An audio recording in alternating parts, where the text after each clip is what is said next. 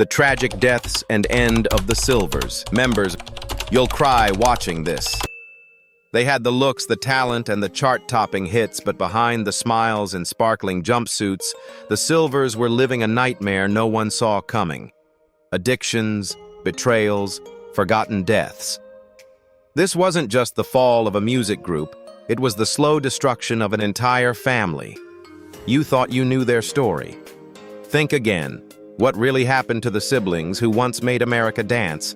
Stay with us as we reveal the shocking truth. Some of it will break your heart. Don't forget to like, subscribe, and turn on notifications. Legends of Black Excellence is about to take you deeper than ever before. Shirley Mae Weil. Sylvers. Shirley Mae Weil, the matriarch of the Sylvers, was the quiet foundation beneath the family's rise and the silent witness to its unraveling. Born in the late 1920s in Louisiana, Shirley came of age during the height of Jim Crow oppression. But it was in the arms of Leon Sylvers Sr., a man with musical ambition and fierce conviction, that she found a shared dream to raise a family strong enough to break through a world that never gave them a chance. After marrying and fleeing the segregated South, Shirley settled with Leon Sr. in South Los Angeles. In a cramped home along Crenshaw Boulevard, she gave birth to 11 children in just 17 years. Each new life wasn't just a blessing, it was a deliberate act of defiance. Shirley and her husband believed their children could become stars, symbols of Black pride and excellence.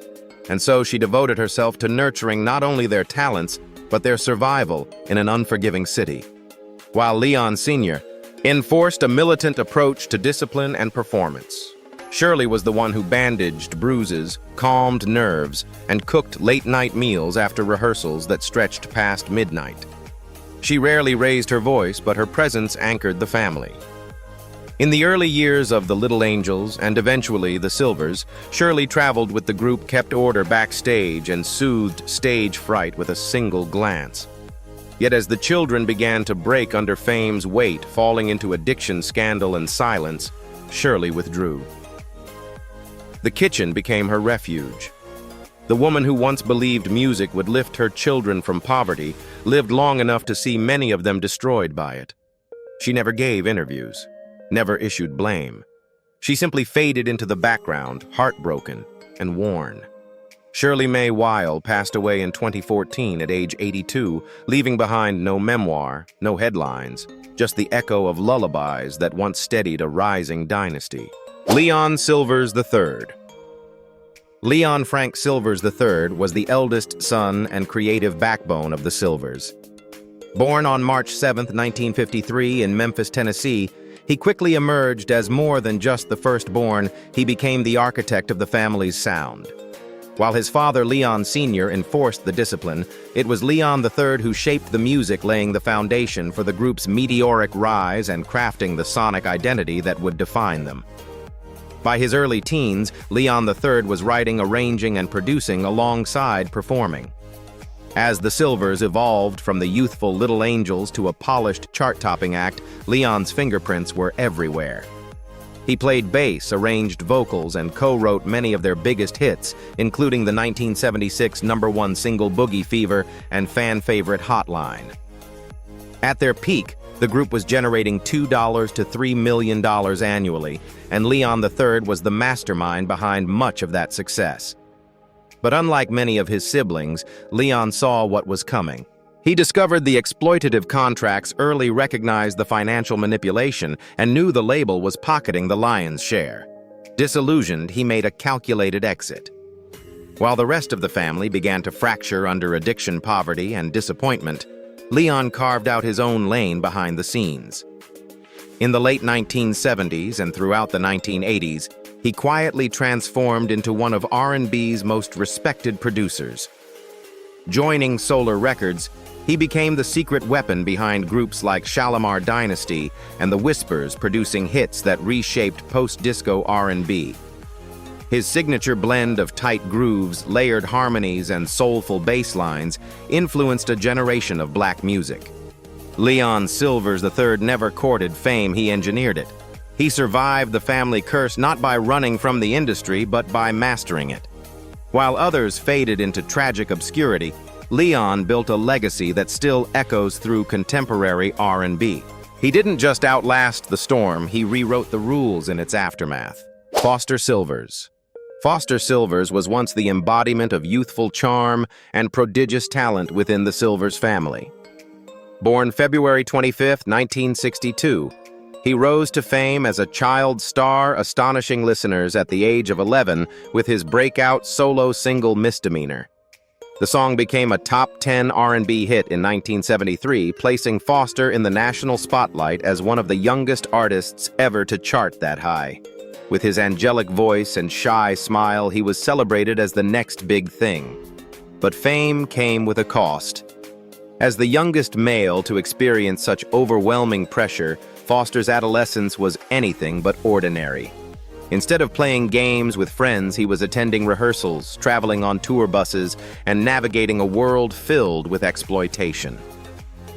As the group's commercial success waned in the 1980s, Foster struggled to maintain a sense of identity beyond the stage. With diminished income and public attention, his mental and emotional well-being began to deteriorate. His life took a tragic turn in 1994 when he was convicted of a lewd act with a minor. A second conviction followed in 2006. The beloved child star became a pariah in both the industry and public memory. Addiction further consumed him. By the mid-2000s, Foster was reportedly living in and out of shelters in South Los Angeles. When authorities found him during a 2007 arrest, he was disoriented, rambling lines from Boogie Fever and watching over a bruised child left in his care. The boy wonder whose voice once lifted a nation ended up silenced by scandal and sorrow. His story is a haunting reminder of how childhood stardom, when mishandled, can unravel into lifelong tragedy. Olympia Sylvers. Olympia Sylvers, the only sister involved in the original lineup of the Sylvers, was more than a performer. She was a visual and emotional anchor in a group dominated by male siblings. Born into a family destined for the stage, Olympia was raised in the same rigid environment that shaped her brothers, drilled daily to perfection under their father's strict rule. Her voice blended seamlessly in the group's harmonies, and her graceful presence was a rare feminine energy that softened the group's otherwise sharp, disciplined image. Yet Olympia's journey is perhaps the most haunting of them all. As the group's fame began to fade in the late 1970s, so did her sense of safety. In 1979, after a late-night rehearsal, Olympia was lured into a car by old acquaintances who promised her a quick escape from the family's growing pressures. Instead, she was drugged, assaulted, and left emotionally shattered. The family chose silence over exposure. There was no police statement, no public outcry, only whispers behind closed doors. But Olympia was never the same. By the early 1980s, she had slipped into heroin addiction. Attempts at rehabilitation failed repeatedly, and she was often spotted wandering under freeway overpasses in South Los Angeles, a shadow of the vibrant young woman who once lit up national television. Her name vanished from liner notes. She stopped appearing in group photos. Eventually, Olympia faded entirely from the spotlight.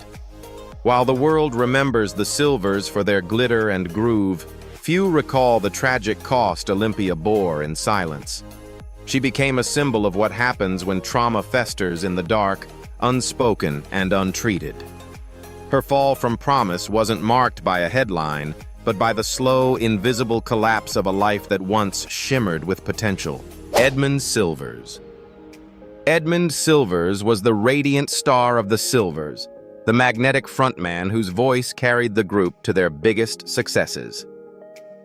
Born January 25, 1957, he had the look, the charm, and the effortless stage presence that made fans across America swoon. When he sang lead on Boogie Fever, the song shot to #1 on the Billboard Hot 100 in 1976, turning him into a household name virtually overnight. Edmund's charisma was undeniable. He was poised to launch a solo career and step out from the massive shadow of his family. But fame, as it often does, came with cruel conditions. In 1980, he released his debut solo album, Have You Heard, hoping to finally stand on his own. But the launch party was a disaster. Empty seats, cold glances, and a deflating silence that haunted him long after the final song played. The album flopped. His dream dissolved in real time. That night, Edmund took off the gold ring engraved with Sylvers, a symbol of his identity, and hurled it into a fountain, a quiet rebellion against everything he'd been groomed to be. The years that followed were marked by chaos. He became known for wild parties, unstable relationships, and eventually fathered over a dozen children with different women. His finances dried up, and so did the phone calls. By the early 2000s, Edmund was living in a deteriorating apartment in Richmond, Virginia, far from the spotlight he once owned. He died in October 2004 at age 47 from complications related to lung cancer. There were no tabloid headlines, no industry tributes, just a quiet, lonely end to a voice that once defined an era. Edmund Sylvers was proof that even the brightest lights can burn out in silence. His rise was meteoric, but his fall was devastating. Ricky Sylvers. Ricky Sylvers, one of the younger brothers in the legendary family band, was often seen as the quiet powerhouse, less spotlight-seeking than Edmund or Foster, but just as integral to the Sylvers' success. He played guitar, contributed backing vocals, and helped support the group's polished sound during their golden era. Behind his calm exterior, though, Ricky carried the same burdens of early fame, relentless rehearsals, and a childhood sacrificed for commercial success. As the family's momentum slowed in the 1980s, Ricky, like many of his siblings, struggled to adjust to life without adoration. With tours dwindling and royalties disappearing, the once vibrant performer became just another face in the crowd. By the early 1990s, he had drifted into the harsh streets of Compton, a city now plagued by drugs, gang violence, and economic despair. On April 5, 1993, after a severe drug crash, Ricky was found collapsed on the sidewalk near Rose Avenue during a cold spring rain. His body was stiff and soaked, assumed by paramedics to be another overdose fatality. But in his frozen hand, he clutched a crumpled poster of the Sylvers from 1975, his afro beaming his smile defiant. That detail saved his life. A young nurse moved by the photo insisted they revive him. Miraculously, he survived after his heart stopped once en route to the hospital.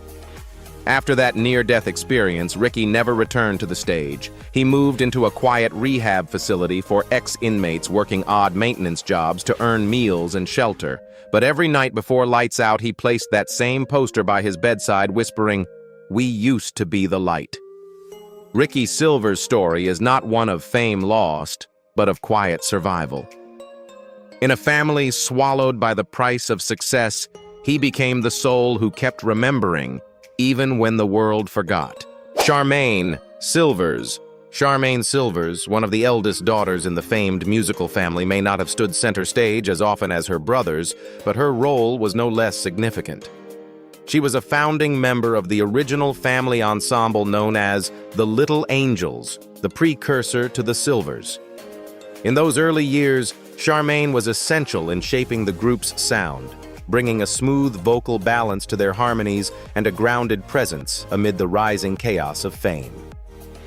Raised under the same strict discipline that defined her siblings' upbringing, Charmaine endured the late-night rehearsals, the relentless drive for perfection, and the pressure to succeed at all costs. While she never pursued solo stardom, she played a vital role in the group's development during its formative years that transformed them from a small Los Angeles family act into a nationwide sensation. However, as the Sylvers transitioned into a polished disco-pop phenomenon, the group became male-dominated. Charmaine was quietly phased out of major performances and recording sessions. Unlike Olympia, who later fell into addiction and trauma, or Foster and Edmund, whose downfalls played out in the tabloids, Charmaine chose a different path retreat. She stepped away from the spotlight in the late 1970s and pursued a private life. In time, she took on roles far removed from the music industry reported by those close to the family to have worked in early childhood education or clerical jobs in Los Angeles. While her name rarely surfaced in interviews or retrospectives, she remained emotionally tethered to the family's legacy, often one of the few who reached out during their lowest moments. Charmaine Sylvers is the quiet survivor in a story marked by brilliance and ruin. She didn't chase fame, nor was she consumed by it. Instead, she chose to live beyond the stage, carrying the weight of what the family once was and what it could have been. James Sylvers. James Sylvers was the technical core of the Sylvers, a skilled keyboardist and arranger whose contributions often remained behind the scenes, but without whom the group's signature sound would never have reached the same polished heights. Born into a family where music wasn't a hobby, but an expectation, James embraced the discipline his father enforced. Unlike some of his more charismatic siblings, he was quiet, focused, and methodical, exactly the traits that made him invaluable during the group's formative years.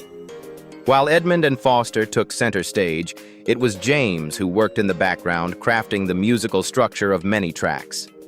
His keyboard work layered the group's disco and R&B sound with rich, soulful textures that helped propel songs like Boogie Fever and Hotline to national prominence. He also helped adapt gospel-rooted harmonies into a slick, mainstream-ready format that appealed across racial and cultural lines during a particularly tense era in American history.